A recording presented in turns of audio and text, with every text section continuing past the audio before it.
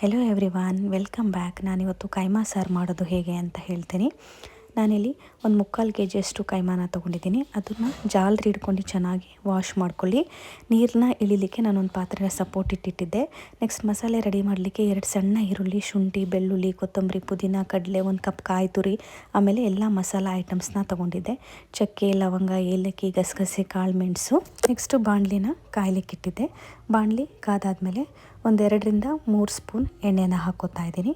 Next ಸಣ್ಣಾಗಿ ಸ್ಲೈಸಾಗಿ cut ಮಾಡಿಟ್ಕೊಂಡಿರೋ ಈರುಳ್ಳಿನ ಹಾಕಿ fry ಮಾಡ್ಕೊತಾ ಇದ್ದೀನಿ.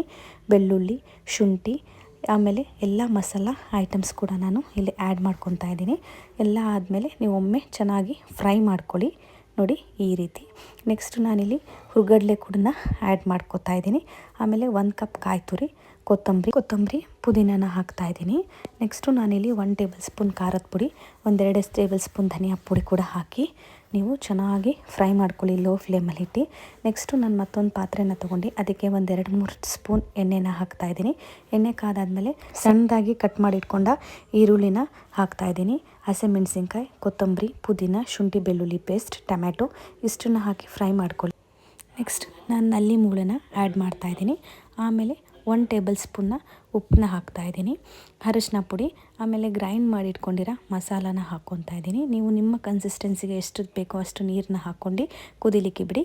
ಕೈಮಾ ರೆಡಿ ಮಾಡಲಿಕ್ಕೆ 2 ಮೊಟ್ಟೆ, ಈರುಳ್ಳಿ, ಹಸಿಮೆಣಸಿನ್ಕಾಯಿ, ಬೆಳ್ಳುಳ್ಳಿ, ಶುಂಠಿ, ಎಲ್ಲ ಮಸಾಲ ಐಟಮ್ಸ್, ಕೊತ್ತಂಬರಿ ಸೊಪ್ಪು ತೊಗೊಂಡಿದ್ದೀನಿ. ಇದನ್ನು ಸಣ್ಣದಾಗಿ ರುಬ್ಕೊಳ್ಳಿ ಈ ರೀತಿ.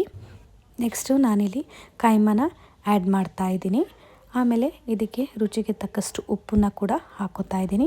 ನಾನು ಮೊಟ್ಟೆ 2 ತೊಗೊಂಡಿದ್ದೆ, 2 ಹಾಕ್ಕೊಂಡು ಕಲಿಸ್ಕೊತಾ ಇದ್ದೀನಿ. ನೋಡಿ ಇಲ್ಲಿ ಸಾಂಬಾರು ಕೂಡ ಕುದೀತಾ ಇದೆ. ನೀವು ಬಾಲ್ಸ್ನ ಈ ಸೈಜಲ್ಲಿ ಮಾಡ್ಕೊಂಡು ಒಂದೊಂದಾಗೆ ಬಿಡ್ತಾ ಹೋಗಬೇಕು. ನೀವು ಆದಷ್ಟು ಹುರಿನ ಲೋ ಫ್ಲೇಮಲ್ಲೇ ಇಟ್ಕೊಳ್ಳಿ. ನೀವು 15 ನಿಮಿಷ ಎಲ್ಲೂ ಇದನ್ನು ಅಲ್ಲಾಡಿಸ್ಲಿಕ್ಕೆ ಹೋಗಬಾರ್ದು. ನೋಡಿ ನಾನು ಜಾಸ್ತಿ ಕಡಲೆ ಹಿಟ್ಟು ಅಥವಾ ಜಾಸ್ತಿ ಮೊಟ್ಟೆ ಹಾಕೋದು ಎರಡನ್ನೂ ಯೂಸ್ ಮಾಡಿಲ್ಲ. ನೀವು ಕೂಡ ನಿಮ್ಮ ಮನೇಲಿ ಟ್ರೈ ಮಾಡಿ ತಿಳಿಸಿ ಹೇಗೆ ಬಂದಿದೆ ಅಂತ. ನಮ್ಮ ಚಾನಲ್ನ ಸಬ್ಸ್ಕ್ರೈಬ್ ಮಾಡೋದನ್ನ ಮರಿಬೇಡಿ. Thank you.